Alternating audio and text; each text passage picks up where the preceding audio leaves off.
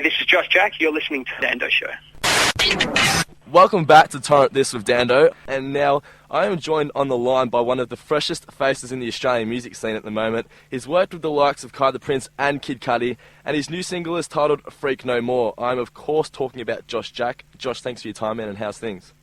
Things are good, man. Things are good. Keeping busy. Been a busy day, been a great day. How are you? Yeah, I'm always good, man. I heard you've been doing a few other interviews today. Yeah. Had a few. It was a regional caller today, so I was speaking to a lot of regional stations. And no, it's really good to get a feel out there and see how people are taken to the track. Yeah. Well, just in case a few people listening now haven't heard about you, just tell them who you are, how you started. Just give them a bit of an insight into who Jakq actually is. Yeah, definitely. So I used to be a DJ. Yep. Started to listen to a lot of records when I was doing that, always trying to find new records, and fell in love with music. It was always a part of my life, but that's where I really fell in love with it. And it wasn't until I had the likes of Kid Cudi, a guy called Fred Falk, and a few other people that were doing really well that I dealt with, just in the nightclub scene. They were like, "Man, you got to start writing songs." So I began to write songs, and I sat down with a friend of mine who plays drums for Red Ink, and he sat down on the piano and we started to write my first songs.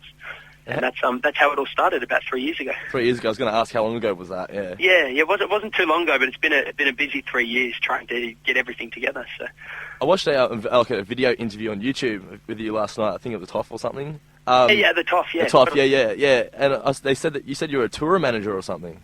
Well, yeah, that was it. I used to bring a certain act to Australia, and if I hadn't brought them over here, I had dealt with a company that had toured then. Yep.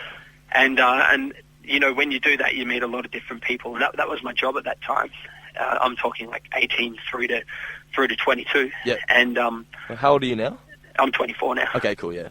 Yeah. So it's kind of funny when you promote other people's music, and now you're out there talking about your own music. So it's a cool thing. Enjoying it. Did you meet some pretty cool people through that? Like you said, you met Kid Cudi and. Yeah. Well, I met Kid Cudi and developed a relationship with him, which in turn had him and his producer invited me over to Brooklyn to work on music. Whoa.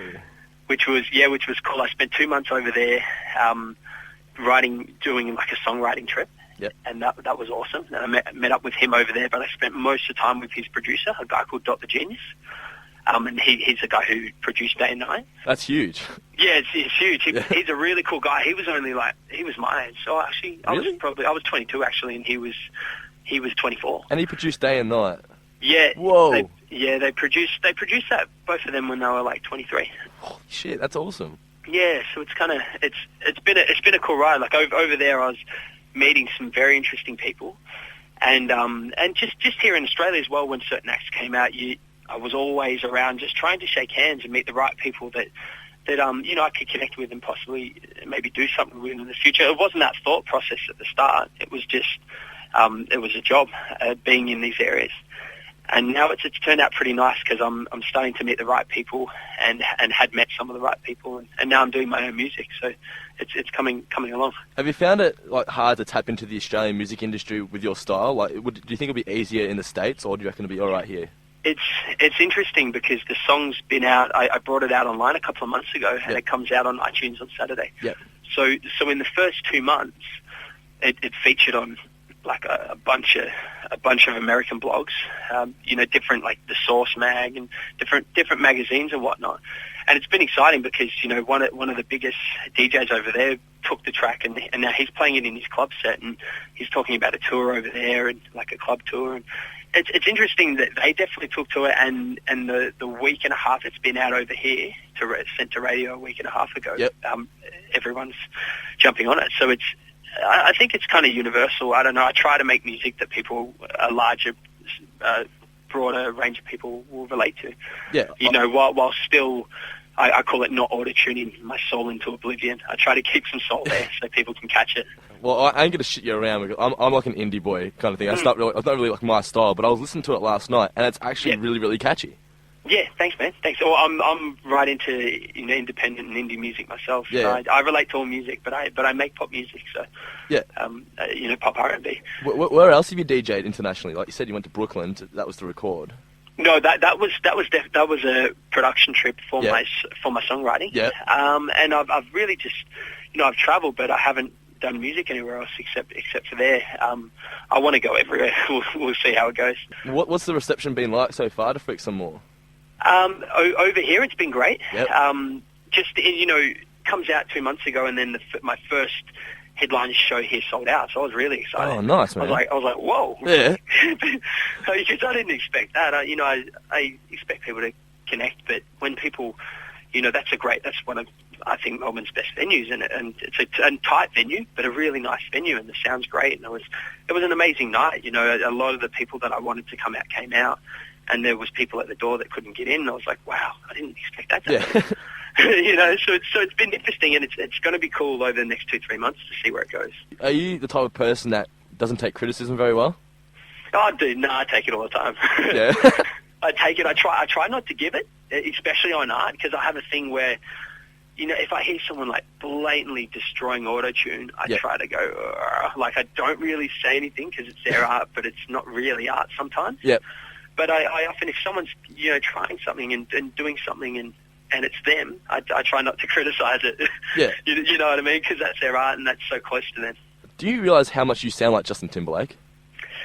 Yeah, right. A few people say that. I'm definitely inspired by. I love his music, but I think the big inspiration with Freak Some More, as compared to most all my other songs, they're fresh and they're R&B, but this is really down that Pharrell kind of production, who produced a whole bunch of JT's music.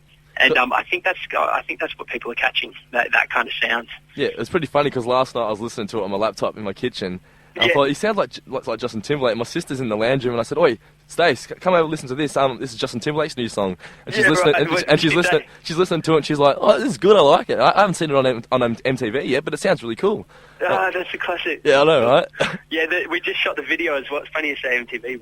We just shot it, and it's looking really, really nice. So that video is going to be surfacing probably in a week or two. I think you can go on our YouTube and see the behind the scenes. It only goes for like a minute and a half though, but. Oh yeah, totally. Yeah, totally. I've got a friend's blog out in the States I was just talking to him just before, and he gets like a lot of views over there. Yeah. And he asked me to put that together. So that was just one of my friends who happened to have an iPhone and snapped a little bit of what was going on. Yeah. That was some of the action. It's come across really well. We did the house shoot, but then we also did like the white wall and the more kind of glittery thing, but it's come up nice. You look like you're doing all right with the women as well. Yeah, some beautiful girls. Yeah, sure. I saw you had an entourage in your interview on the YouTube. Yeah, well, that's on my band. Like that's my band right there. And one of them's one of my dancers, my two girl backing singers. Yep. And then my bass player and one of my artist mates as well. So it's kind of that's just the crew right there. Well, there you have it. If you want to go to a place where there's going to be lots of women, head down to a Jakq gig. If you want to, if his new single comes out, is it on iTunes on Saturday 22nd? Was it?